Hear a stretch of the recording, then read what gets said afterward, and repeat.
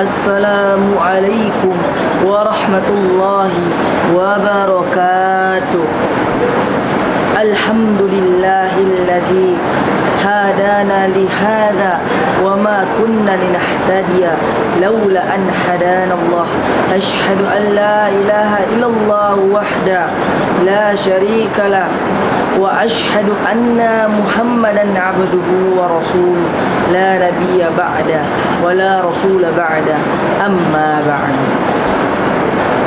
Segala puji hanya milik Allah Subhanahu wa ta'ala, Rabb semesta alam, yang telah memberikan kepada kita limpahan rahmat dan karunia-Nya. Salawat beriringkan salam semoga selalu tercurahkan kepada Nabi kita baginda Muhammad sallallahu alaihi wasallam, kepada para sahabatnya, keluarganya, beserta seluruh pengikutnya hingga akhir zaman.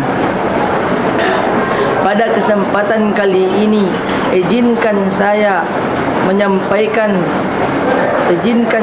menyampaikan sebuah renungan dengan tema yang sangat penting bagi kita sebagai umat muslim, yaitu halal ismaiwai, menggapai berkah dalam setiap aspek kehidupan. Di dunia ini kita hidup dengan berbagai macam pilihan. Setiap hari kita disodorkan dengan berbagai macam pilihan-pilihan. Dari pakaian apa yang akan kita gunakan, makanan apa yang akan kita konsumsi, dan dengan bagaimana kita mencari rezeki, dan bagaimana kita berinteraksi kepada sesama kita. Tolak ukur utama dalam setiap pilihan kita harusnya lebih jelas, yaitu kehalalan. Mengapa kehalalan ini begitu penting? Karena Allah Subhanahu wa ta'ala telah memerintahkan kita untuk mengkonsumsi dan menggunakan harta yang halal dan baik. Perintah ini bukan hanya sekedar perintah atau anjuran, akan tetapi sebuah kewajiban yang mendasar dalam agama kita.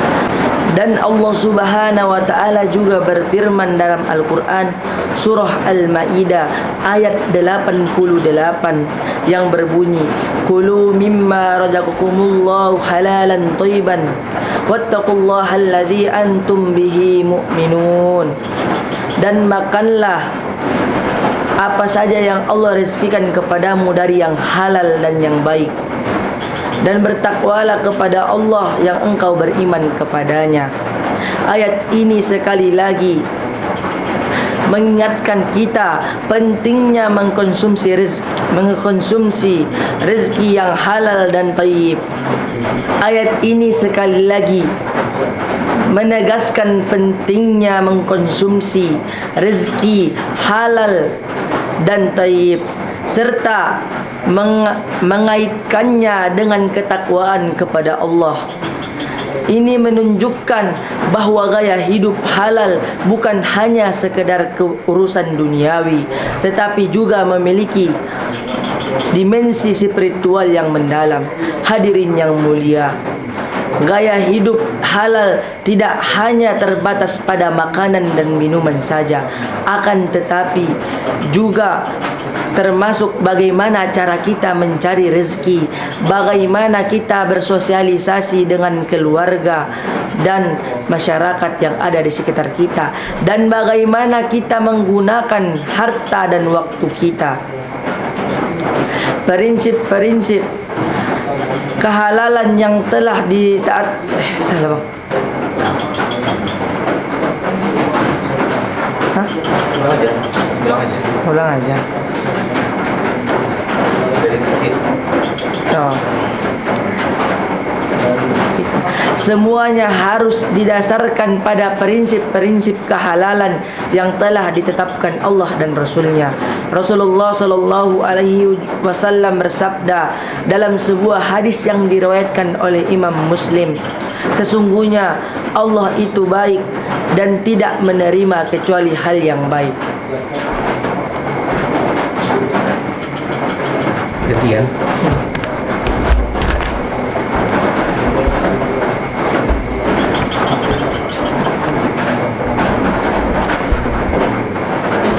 Ya, hadisnya mengingatkan Hadis ini mengingatkan kita bahwa segala sesuatu yang kita persembahkan kepada Allah Subhanahu wa taala, termasuk ibadah dan doa kita, akan lebih diterima jika berasal dari hal yang baik dan halal. Bagaimana mungkin doa kita akan diterima Allah Subhanahu wa taala apabila makanan yang kita konsumsi berasal dari hal yang haram? Bagaimana mungkin kita bisa khusyuk dalam beribadah, akan tetapi pakaian yang kita gunakan diperoleh dengan cara yang tidak baik? Nabi Muhammad SAW juga bersabda pada hadis yang lain, setiap daging yang tumbuh dari hal yang haram, maka nerakalah tempat yang paling layak baginya. Hadis riwayat Tirmizi. Hadis ini memberikan peringatan yang keras tentang bahaya mengkonsumsi hal yang haram, karena dampaknya bukan hanya terjadi di dunia tetapi juga di akhirat kelak. Saudara-saudaraku seiman, mengamalkan gaya hidup halal mungkin tidak selalu mudah. Di tengah arus globalisasi dan berbagai macam godaan duniawi, kita seringkali dihadapkan pada pilihan-pilihan yang menggiurkan namun belum tentu halal.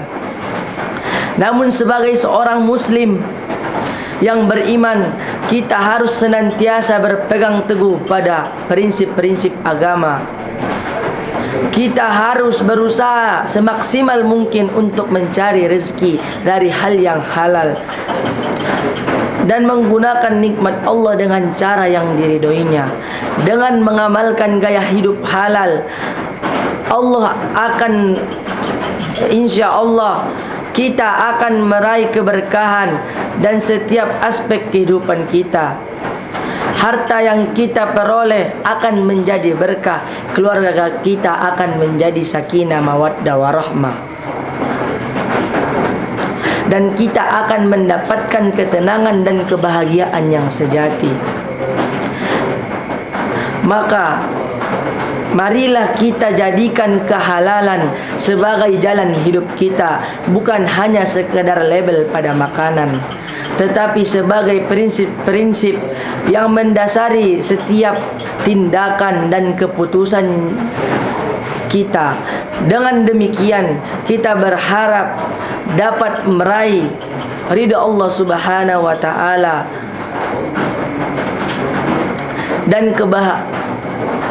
dan mendapatkan kebahagiaan dunia dan akhirat. Amin ya rabbal alamin. Demikian yang dapat saya sampaikan.